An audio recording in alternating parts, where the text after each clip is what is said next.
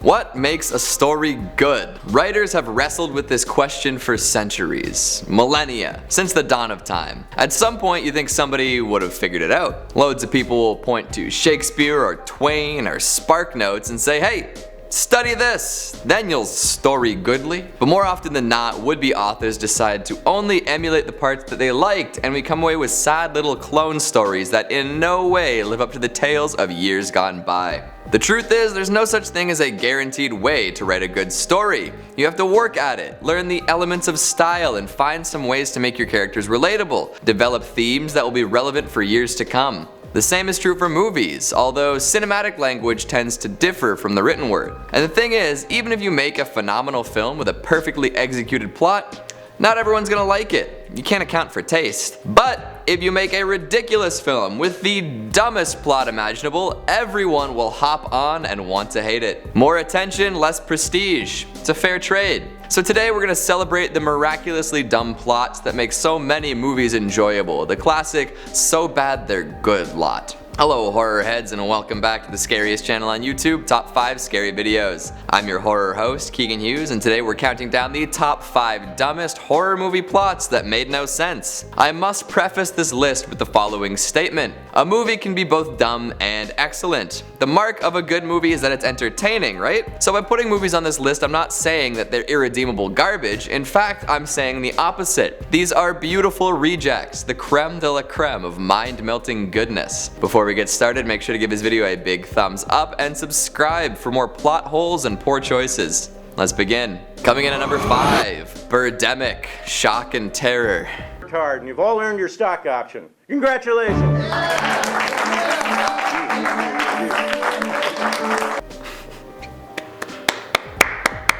Woo!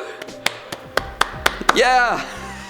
I love this movie. Birdemic has never once failed to make me lose my laughing. Even mentioning certain parts of the movie is likely to make me double over. It's one of those things that where you think about it while doing something mundane and it makes you laugh out loud so ridiculously that people think you're crazy. The plot's hard to explain because what should be the major story event doesn't happen until more than halfway into the movie. We meet Rod and Nathalie, two doofuses living their lives as best they can. Their stories kick off in the most exciting fashion, a 6-minute driving sequence where the same loop of music plays over and over. Does this have anything to do with the plot? Are we doing a full credit roll at the beginning of the movie? Is the town picturesque? None of the above, but we do get treated to this lovely car ride anyways. So once the story actually kicks off, we learn that Nathalie has just skyrocketed from a lowly shopping mall photo shoot to the cover of Victoria's Secret. And Rod has helped his company get bought out for $1 billion! In amongst all this excitement, they begin to court, get some gas, eat Vietnamese food at a Thai restaurant, and listen to the hit tune, Just Hanging Out, Hanging Out, Hanging Out with the Family. Having ourselves a party.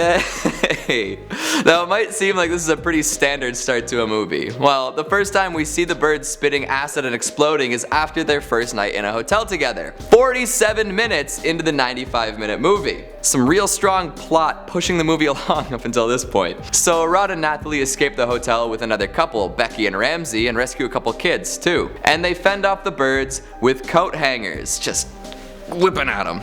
And they meet a scientist who's walking around apparently studying the birds. And then Becky and Ramsey die unceremoniously. And also there's a hippie who warns them about the dangers of global warming. And then Rod catches a fish, but the fish is poisonous. But we don't find out that until the sequel. And then the birds just leave. They're gone. There's something special about a movie that has no idea where it's going. I for one just enjoy being along for the ride. Plus the terrible 3D birds pasted onto every frame. Coming in at number 4, we have The Stuff. I'm sorry. I mean, I just ate shaving cream. Well, everybody has to eat shaving cream once in a while. Enough is never enough. Unlike Birdemic, the folks behind The Stuff actually sorta knew what they were doing. However, they take a crazy idea and run with it full speed. The result is immaculate. This is another flick that makes me laugh at the mention of a few certain lines. Whenever I think of the Tim Heidecker lookalike with a weird accent casually mentioning that everyone needs to eat shaving cream once in a while, I lose it. Wacky special effects and hilarious line reads aside, the plot really doesn't make a whole lot of sense. An old miner discovers a white bubbling substance at the mine, decides to scoop it up on his finger and just eat it. Yep, that's the first thing you learn at mining school. If you see something unknown coming up from the ground, taste it and make sure it's safe. Wemyss would have a field day with his buffoon. So of course this goop becomes a nationwide phenomenon, replacing ice cream, yogurt, and most other foods in kitchens everywhere. What the good folks at home don't know is that the stuff is actually a parasite, waiting to hollow out consumers' insides. Yum yum. Enter David Mo Rutherford, but most folks just call him Mo. He is ex-FBI, now an industrial saboteur, and he's gonna get to the bottom of this. He teams up with Chocolate Chip Charlie, the kung fu fighting junk food mogul with registered weapons for hands, and off they go to see just what the hell the stuff is made out of.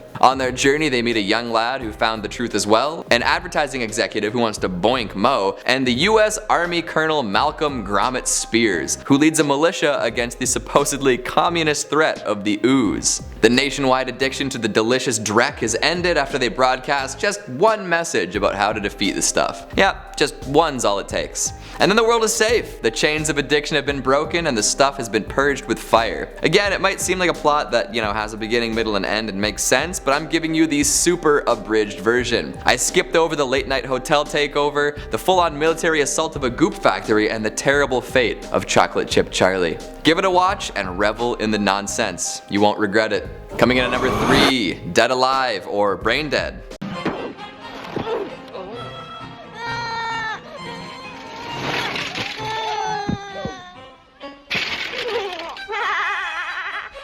Another stone cold classic with a dumb as nails plot. In order to get to the insane, balls to the wall zombie slatter finale, you need a bit of stupidity to move this flick along. An illegally imported rat monkey bites poor Lionel's bitter shrew of a mother, leading to her eventual dissolution into zombiehood. As she battles with her inner rat monkey demons, Lionel courts young Paquita Maria Sanchez, who is convinced that they are star-crossed lovers. An almost unbearably cheesy courtship follows against the backdrop of assorted zombie attacks. For whatever reason, Lionel wants to keep this zombie business a secret, even though his mother was the worst and is constantly infecting new people. So he hides them in the basement, even going so far as to rob his mother's grave post-burial in order to return her to the homier catacombs. In the meantime, we get a kung fu fighting priest who kicks ass for the Lord, an extremely horny, money-grubbing uncle, and a real-life zombie conception. Yes, there is a zombie baby. Yes, it was made by 2 zombies smooshing booties.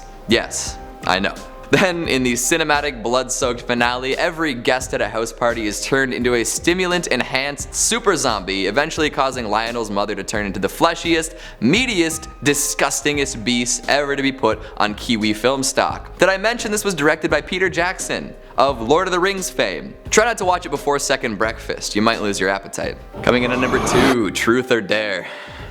Unfortunately, this is a movie that was both dumb and not fun. Had to make it on the list, I'm sorry. Negativity for negativity's sake isn't very exciting, I know. However, movies like this are what let Blumhouse take an interesting creative risk every once in a while, so I will give it a pass for making $95 million on a $3.5 million budget. Truth or Dare is about college students acting like total idiots while on spring break. Great premise, right? They're having a blast in Mexico when a stranger walks up and tells them they should go to an abandoned church. At first they're like, no, why would we leave this safe and fun bar to go to a creepy abandoned place in an unfamiliar city with a person we just met? But then within like a minute, they're like, you know what, why not? The plot won't happen if we don't. So they go and they play Truth or Dare, and guess what? The game is cursed. Why is it cursed? Don't ask those kind of questions. This is a Blumhouse horror movie. So they go around the rest of their vacation and they go home, but now every once in a while they get asked Truth or Dare, and they have to play or die.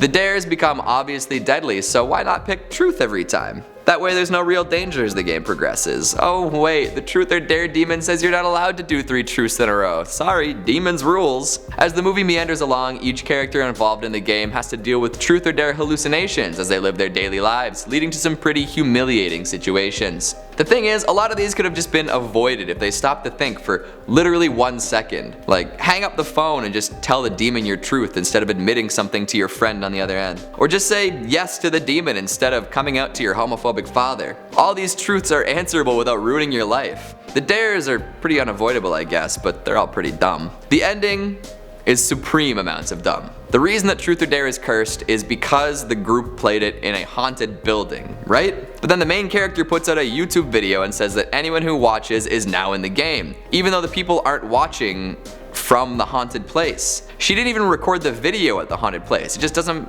add up. They're not following their own rules. Lastly, and this has nothing to do with the plot itself, but everyone in this movie keeps making this face. I hate this face. It looks silly and bad, not scary. Why? And lastly, at number 1, Deathbed, the bed that eats. Just look at the title. I don't need to say anything else. Demonically possessed bed, man trapped in a painting, $30,000 budget, you get the idea. Fantastic. And that wraps up our dumbest of the dumb movie plots. Dumb isn't necessarily a bad thing. Sometimes dumb is better than smart. You can't live your life in constant deep thought, you'd go insane. So what do you think? What's the dumbest horror movie you've ever seen? Are my choices dumb enough to make the grade? Make sure you let me know down in the comments. Speaking of comments, let's take a look at some of your more brain-dead ones from Top 5 Scary Monsters That Can Never Escape, Part 9. Lycan 4 says, what do you do when someone's singing happy birthday to you? Personally, I just stare silently at the cake and try to tune them out. I hate that song, but I put up with it, well, because cake. That is a top tier strategy. Just make sure to put a complacent grin on your face, lest you look uninterested and rude. Jacob Poole says, y'all notice there's a part of his shirt that blends with the background, like you can see through him? Ignore that, it's a space-time anomaly. If you look too close, it'll spread to you too. Healer Husk TV says, I feel like the foundation will burst through the door just by watching these videos. If you don't hear Oh, god damn it. Can somebody go check on Healer Husk TV? Jaden Radiator says, you mentioned Nina from Full Metal Alchemist as a monster. However, Nina is not a monster. It's her father that's the monster for doing that to his wife and daughter. You are absolutely right. It's a Frankenstein situation where the monster itself is innocent and the creation is the crime. And Danny Johnson says, while listening to Part 9, my ear squirted blood. Should I be concerned? You'll be fine. That just means the ritual's almost complete. And that's all the time we have for today. Thanks for watching, and I'll see you next time.